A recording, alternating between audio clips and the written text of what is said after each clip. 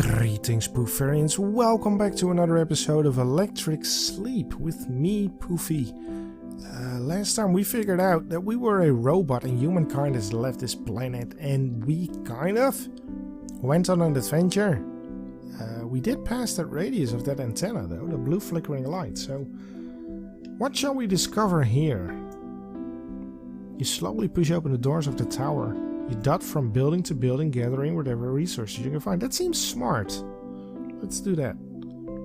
You dot from building to building, gathering whatever resources you can find, certain that this place is a ticking time bomb, a monument to future conflict, a malevolent construction. When you discover a breach in the floor of one of the structures, a plan begins to form in your mind.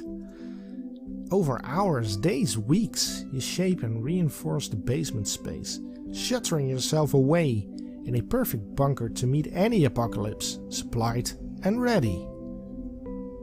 Satisfied at your achievement, finally you sit and you wait. And then slowly, as the months pass, you begin to resent the fact that the end times have not arrived, that your elaborate construction may have been in vain.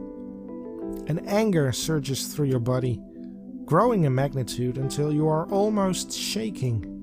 Finally, your vision becomes skewed, then clouded, then entirely black.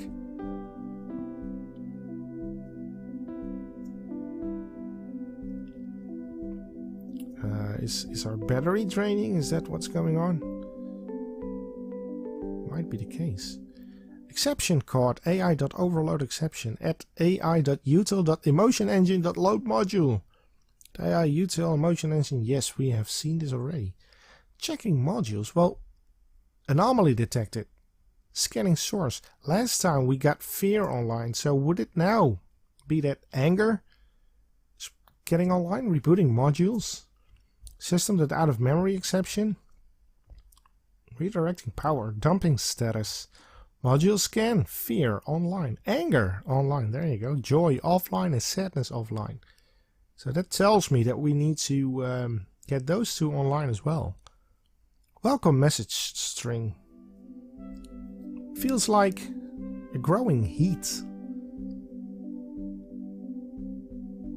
You struggle against the confines of some sort of holding pod, these constraints pulling you from the lucid dreams in which you are absorbed. Fully awake now, your perception is shot through with a barely compressed anger. You should take in the details of the dark dank room on the other side of the glass. Finally, your resistance seems to pay off. As at your next shuddering push against the barrier, the pod door clatters open. We are still in the pod? We weren't in that building. You step heavily out into the space. Who trapped you here, and why have you now been so rudely awakened? A computer terminal blinks suspiciously and you hurry over to confront it, peering closely at the screen. We had to leave. We wanted to escape from you, but we knew you had something. Words are missing now. They knew you had something and they took it from you, and then spat you out once they were finished. You have been forced to confront a world that seems singularly unsuited to your presence, or at least that does not grasp the full extent of your inner energies. Inner energies that still burn strong, whatever may have been stolen from you. No matter, you will simply have to launch yourself into action and demonstrate the folly of those who have wronged you in any form necessary. You leap into a ladder, the far end of the room, keen to extract yourself from this dispiriting location, and prepare yourself upwards. You burst from the narrow opening at the top of the ladder, pushing its metal hatch to one side in one deft, violent motion. Your momentum carries you into a wide clearing between trees, where you stand beneath two curves of broken metal. They too were once manipulated against their will, forced into a structure of some sort, before rupturing apart in their slow opposition. How fitting.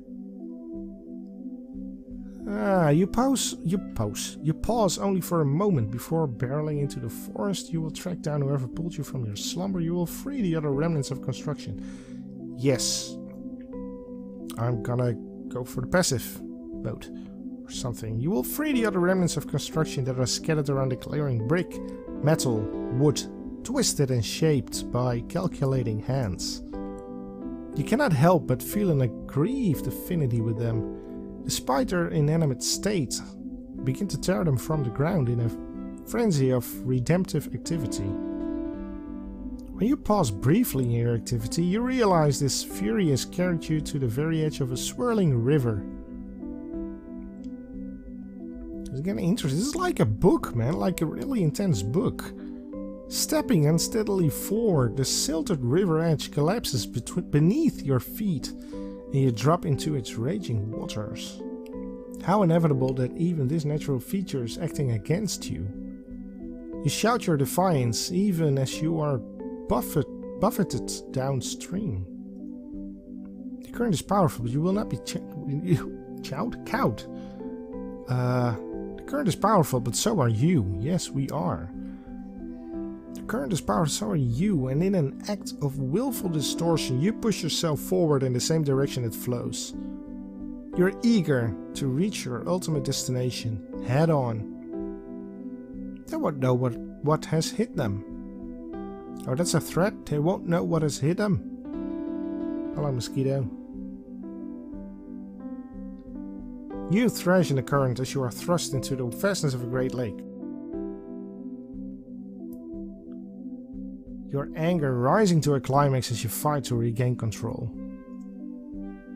But now, agitated forces below the surface pull you under and just as quickly propel you back to the surface, then under again in an infuriating, seemingly endless cycle. I blink between worlds. For as soon as you pull one into focus, you are plunged back into the other. Suddenly, you are shocked into a brief clarity as you crash against the dark brickwork of a bridge. Possessed with a strength catalyzed by rage, you manage to clamber from the water and onto the crossing.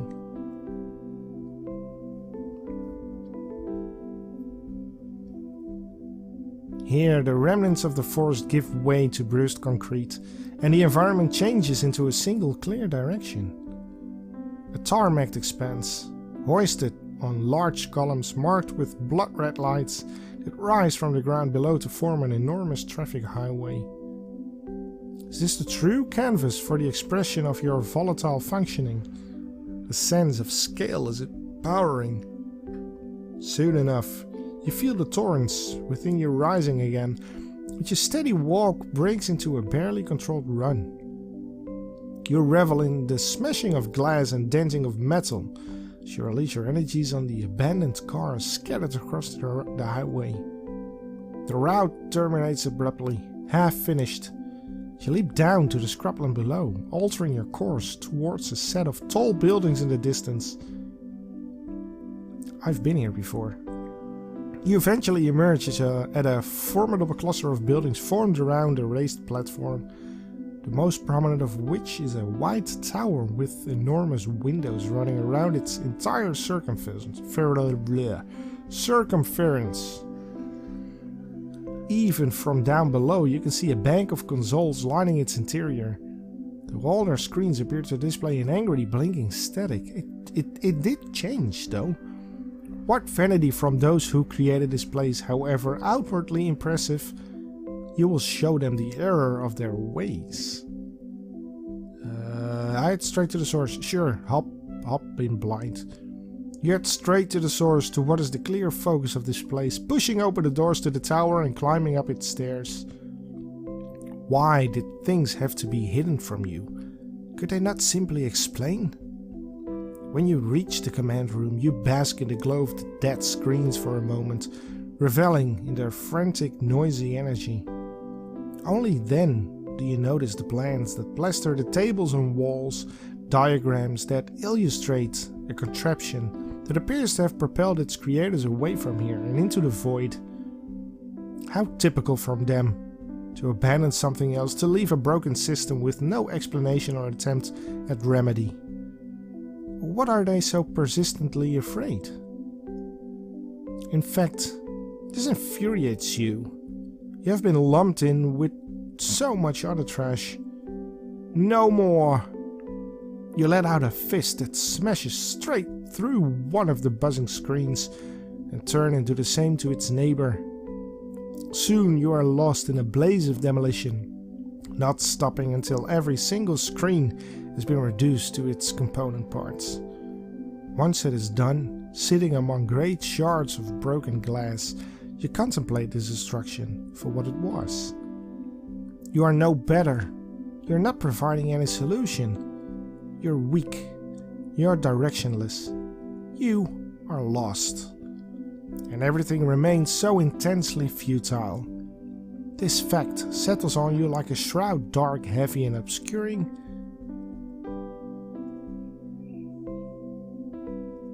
Well,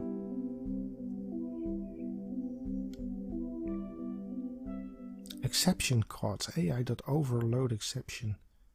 At aiutil.emotionengine.load module, we already seen this. Checking modules, rebooting module system, yes, redirecting power, dumping status. So now Sadless is online and Joy remains offline. That is interesting. Welcome message string. It feels like a part of you is splintering. Splintering into what? You flinch, as if a great weight has been lowered onto your shoulders, forcing you into alertness and a heightened, painful awareness of your surroundings. There's a glass-fronted pot that surrounds you, a dull, dimly lit room on the other side. The pot door opens, as if underlining the need for you to wake up, but you struggle with the contrasting feeling of dreadful inertia. What difference is out there that you have not seen before? And yet, much as you try, there is no returning to sleep. The insistent blinking of a computer terminal seems determined to prevent that. After a few reluctant steps, you confront the text on its screen. We are sorry. Yes, a relief. This created in the end. A relief in the end? Seems to be a comfort, both tantalizing and frustratingly out of reach. What direction does that provide? What processing is that meant to encourage? You cannot find any meaning in the cold apparatus that fills this room. You only wish to find some purpose, but standing in these cramped confines, all you feel is emptiness. Perhaps you need to harness that humping inertia as leverage to a decisive wandering into oblivion. There may be some relief in that. You grasp a rung of a ladder at the far end of the room and begin to pull yourself up. Yes, this could work. You groan at the weight of the leaden hedge at the top of the ladder, pushing it gradually over your head. See, we're not aggressive anymore. On the other side is a wide clearing framed by barren-looking trees and punctuated with clumps of rotting wood and burnt metal that outline what was a structure of some sort, stark in its decay. If you were not so alone, you can see a building more solid in its foundation. If you are not so alone, sure. Maybe this ruined space would feel like a hopeful attempt at posterity, rather than a desperate failure. To that end, you decide to follow a well-worn path, leading from here and into the forest. Maybe discover someone who can throw a brighter shade onto the features of this place.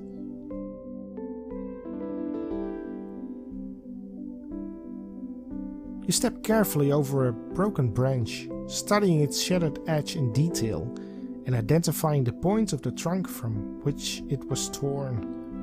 Elsewhere, the ground is sodden with fallen leaves.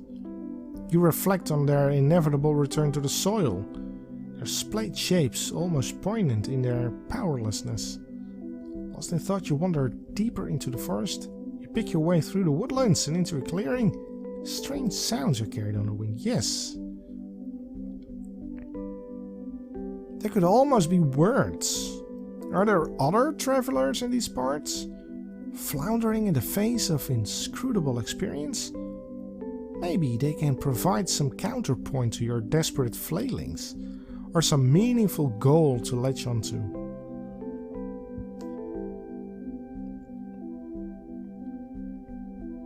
You quietly greet a misfit group of travelers making their way down the forest path, who appear to be clearly worn out, or at least have been subject to the wear and tear of a long journey. In their effort, you recognize something of yourself, though each individual clearly has a uniqueness to their struggle, the nature of which flickers tantalizingly across their features. And yet, they smile. Unbidden and unabashed. Don't recognize that word. Do they attempt to hide the truth of their inner selves? Do they not want to share in the despair and the sadness? As the conversation continues, you become so unsettled by this apparent disconnect, begin to feel so isolated in your melancholy or melancholies. Right, Arctos? Did you bring things to an abrupt end? Instead, you hurry towards a clearing in the forest, ready to abandon yourself to the vastness of the open sky. I'm looking for joy, not sadness. A vicious wind greets you as you emerge from the shelter of the trees and into the clearing. In one corner, stripped logs have been worked on into a dwelling of some sort, apparently abandoned and now itself beginning to crumble. Nothing lasts forever, that much is clear. See a different kind of erosion through the trees? The path of collapse appears to continue on. Yeah, let's follow that. The path of collapse appears to continue on as a larger dirt track leads away from the clearing, strewn with discarded materials and pools of churned mud. If you are to find relief, perhaps it lies in subjugating yourself to greater forces in the face of such inexorable destruction. Fancy words! You follow the trail, searching for the source. And there's the gate again. The track widens as the forest relinquishes its hold, and the grass at its edge is pockmarked with empty barrels, discarded boxes and lone trees. And we're gonna continue the story next time. I want to thank you guys for watching very much. Hope to see you next time. We play another episode of Electric Sleep. For now, I, Boofy, salute you. Don't forget to subscribe.